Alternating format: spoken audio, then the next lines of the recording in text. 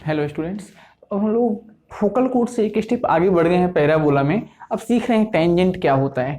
Tangent basically एक straight line होता है। तो आइए सिखाते हैं कि किसी पैराबोला के साथ किसी टेंजेंट का क्या रिलेशनशिप पॉसिबल है।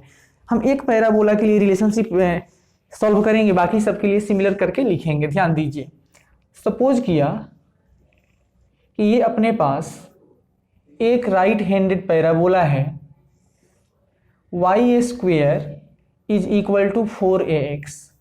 एक ये पैराबोला है, Y square is equal to 4ax। इस पैराबोला का ये ओरिजिन है। सपोज करिएगा कि इसका एक फोकस है और एक लाइन ऐसा था, एक लाइन ये था LL डैश। ये लाइन LL डैश पैराबोला के साथ किसी रिलेशनशिप में नहीं था, यानी नहीं तो इसको कहीं टच कर रहा था और नहीं तो कहीं पे कट कर रहा था।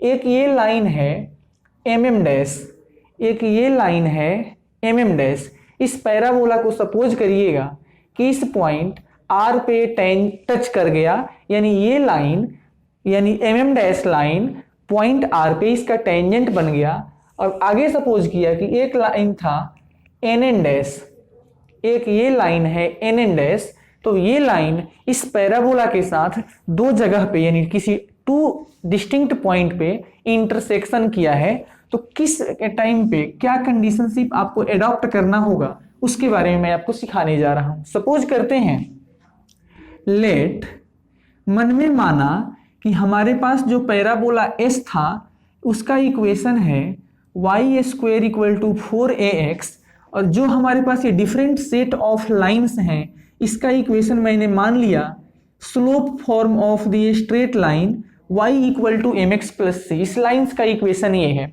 मन में मान लीजिए, सॉरी यहाँ पे लिखना पड़ेगा वेयर m क्या है, where m is slope of that line. जिस लाइन का रिलेशनशिप आप निकालना चाहते हैं उसका स्लोप हो जाएगा।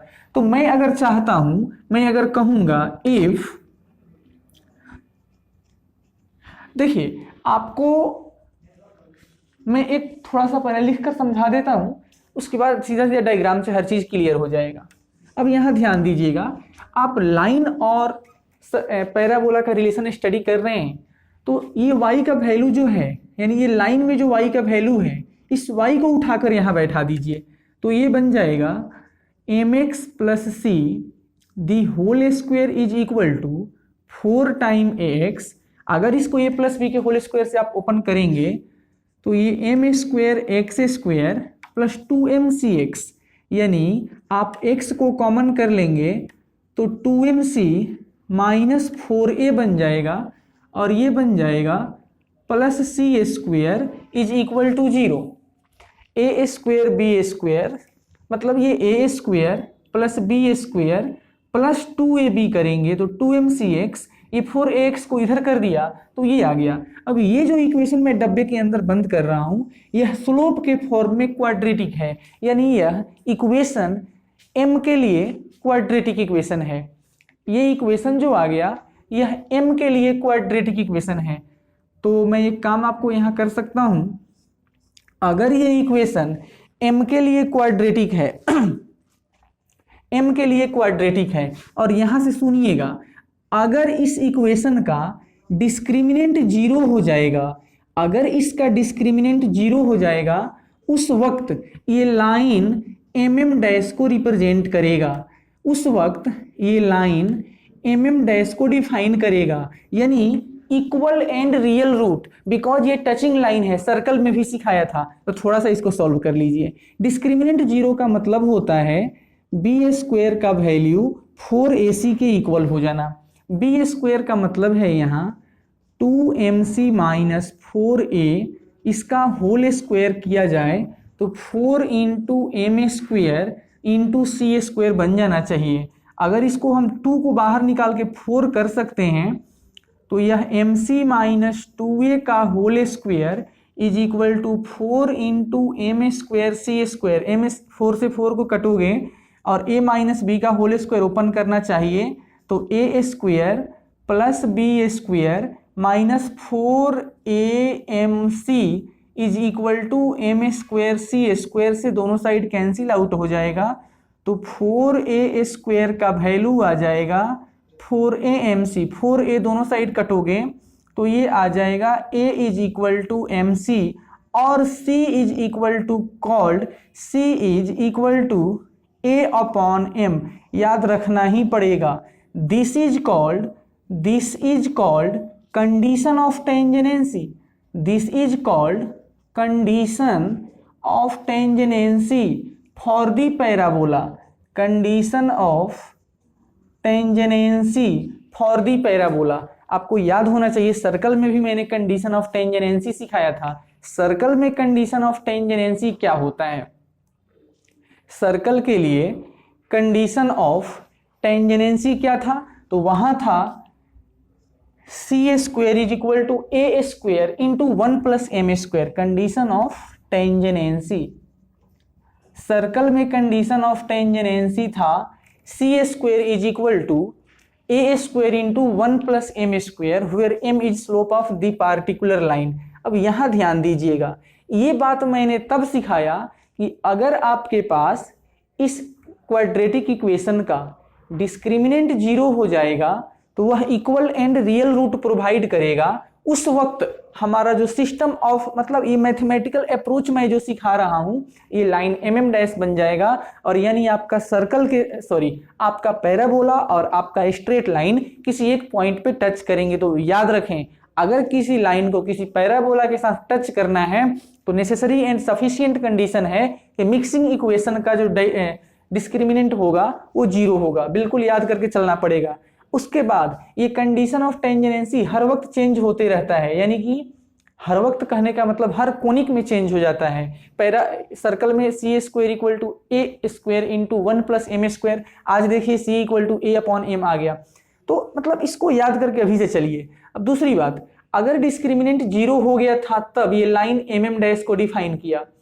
मान लेते हैं कि अब ये डिस्क्रिमिनेंट 0 हर वक्त नहीं होगा, कुछ ना कुछ तो इसमें चेंज आते रहेगा।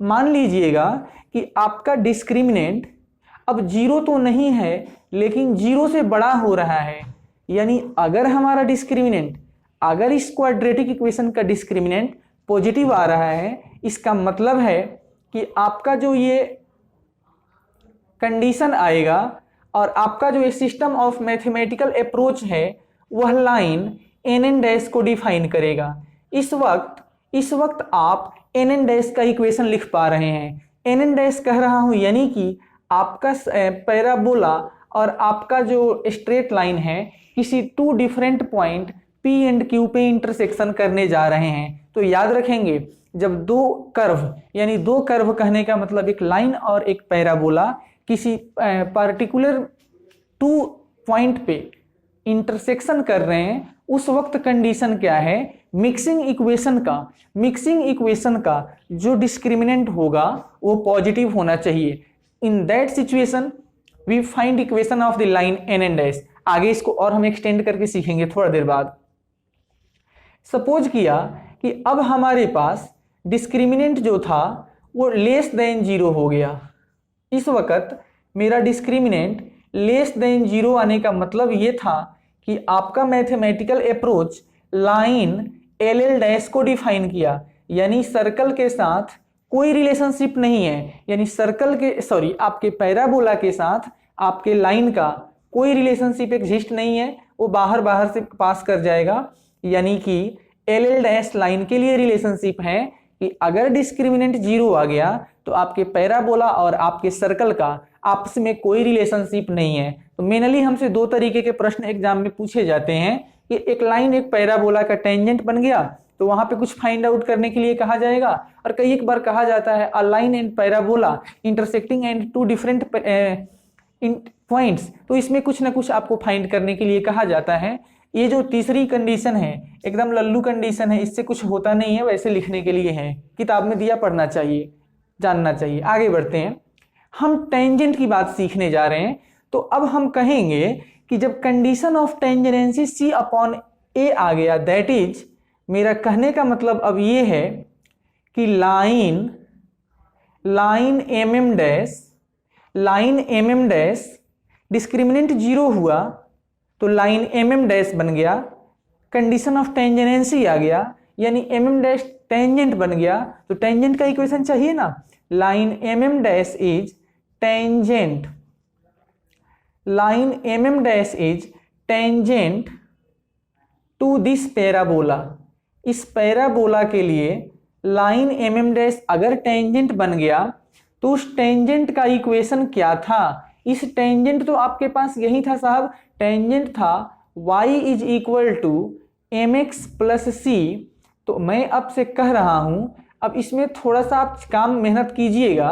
y is equal to M X तो ठीक है, और c को उठाकर लाइए और यहां बैठा दीजिए, तो y is equal to M X plus A upon M is called equation of tangent for this parabola. ये आ गया इक्वेशन ऑफ टेंजेंट, ये है अपने पास equation of tangent to this parabola. इस पैराबोला के लिए टेंजेंट का इक्वेशन आ जाएगा y is equal to M X plus A upon M, Y square equal to 4ax का जो पैराबोला है, इस पैराबोला के लिए टेंजेंट का इक्वेशन कितना होगा? तो y is equal to M X plus A upon M. हर जगह पे मैं सॉल्यूशन नहीं कर सकता हूं। अब देखिए, एक फॉर्मूला मैंने डिराइव कर लिया, यहां से मैं सारे फॉर्मूले को लिख सकता हूं। अब सपोज कीजिएगा कि आपके पास ये वाला पैराबोला आ गया, Y square equal to minus 4ax। अगर ये पैराबोला आ जाएगा तो क्या करेंगे? अगर ये पैराबोला आ जाएगा तो इसके लिए इक्वेशन टेंजेंट का बनेगा y is equal to minus M X plus A upon M, y is equal to minus M X plus A upon M. यानी ये टेंजेंट का equation of tangent in slope form. ये जो tangent आया ये slope के term में, m के टर्म में टेंजेंट है। तो अभी मैंने आपको सिखाया equation of tangent in slope form. Slope form में जो टेंजेंट का इक्वेशन आया ये आ गया y is equal to M X plus A upon M, Y is equal to M X plus A upon M. आप थोड़ा सा आपको और आगे लेकर चलते हैं।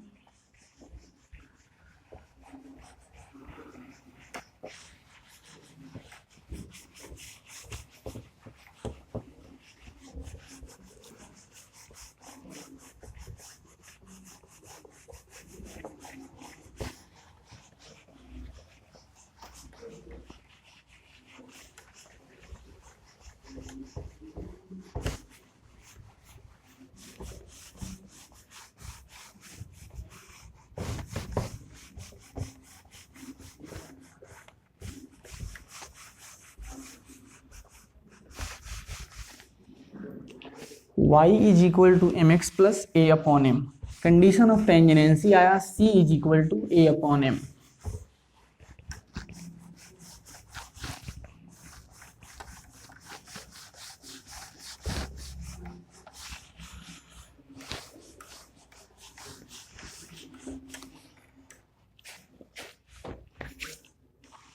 सपोज कीजिएगा ये इक्वेशन ऑफ टेंजेंट हमने लिया था y is equal to M X plus A upon M, और ये पैराबोला लिया था Y square equal to 4ax के पैराबोला के लिए स्लोप फॉर्म ऑफ टेंजेंट था। आप कहोगे सर अगर हमारा पैराबोला शिफ्ट कर गया y minus K the whole square is equal to 4ax minus h, ये पैराबोला बन जाएगा। तो कोई दिक्कत वाली बात नहीं है, y के बदले आप y माइनस के को रिप्लेस करेंगे, इज इक्वल टू एम के रहेगा, x के बदले x minus H plus A upon M, इसके लिए ये टेंजेंट आ जाएगा। तो ये था हमारे पास equation of tangent in slope form. Slope के फॉर्म में आपको टेंजेंट बना दिया। अब आइए टेंजेंट सीखेंगे पॉइंट के फॉर्म में, point form of tangent. Point form of tangent, tangent का पॉइंट फॉर्म कैसे सीखा जाता है, कैसे निकालते हैं, सर्कल में भी सिखाया था। पॉइंट फॉर्म का मतलब होता है एक्स स्क्वायर के बदले x(x)(1) का रिप्लेसमेंट होता है, वाई स्क्वायर के बदले y(y)(1), x के बदले x प्लस x1/2, y के बदले y प्लस y1/2, xy के बदले xy1 प्लस yx1/2 पुट करते हैं तो हमारा पॉइंट फॉर्म आ जाता है। पॉइंट फॉर्म कब यूज किया जाता है इसके लिए भी कुछ कंडीशन आपको सिखाई गई है। अगर कर्व के ऊपर कोई पॉइंट एग्जिस्ट कर रहा है, उस पॉइंट से आप टेंजेंट बनाना चाहते हैं, तब पॉइंट फॉर्म का इस्तेमाल करेंगे। सपोज किया कि ये हमारे पास एक कोनिक है, यानी एक पैराबोला है, वर्टेक्स ओरिजिन पे है, ये पैराबोला का फोकस पॉइंट एस पे है और ये है हमारे पास पैराबोला। अब सीखिएगा, इसके लिए ये एक्सिस होता है और ये इसके लिए आप कह सकते हैं एक स्ट्रेट लाइन है। आप वर्टेक्स का टेंजेंट बोल सकते हैं, कोई दिक्कत नहीं है। आपको मैंने ये भी सिखाया था कि वर्टेक्स का टेंजेंट कैसे निकालते हैं। किसी भी कर्व में अगर लोएस्ट डिग्री टर्म को 0 के इक्वेट कर दीजिएगा तो ओरिजिन का टेंजेंट दैट इज वर्टेक्स यहाँ कह सकते हैं उसका निकल जाता है। दूसरी बात आपको सिखाएंगे फोकस और डायरेक्ट्रिक्स का क्या रिलेशनशिप एग्जिस्ट करेगा, इसके बाद सिखाने वाले। सपोज करिए आप कि यहाँ पे एक पॉइंट P है कर्व पे और पॉइंट P का कोऑर्डिनेट है x1, y1। पॉइंट P का कोऑर्डिनेट है x1, y1। इस पॉइंट P से आप एक लाइन ड्रॉ करना चाहते हैं। इस लाइन का नाम है TT डैश और TT डैश यहाँ पे टेंजेंट के जैसा बिहेव करेगा। तो मैं आपसे कहना चाहता हूँ कि पॉइंट P जो है कर्व पे था, यानी ऑन दी कर्व है। Point P on the curve है। मन में मान लिया कि जो कर्व आपको गिवन है S, इसका इक्वेशन हो सकता था y² = 4ax। अगर मैं कहूँ यहाँ डिफरेंशिएशन कीजिएगा तो y² का डेरिवेटिव होता है 2y dy/dx। ये 4a बाहर हो जाएगा, x का डेरिवेटिव 1 हो जाएगा। इस 2 से 4 को कटोगे तो 2 हो जाएगा। तो यहाँ से आ गया dy/dx का वैल्यू 2a/y। मैं कहना चाहता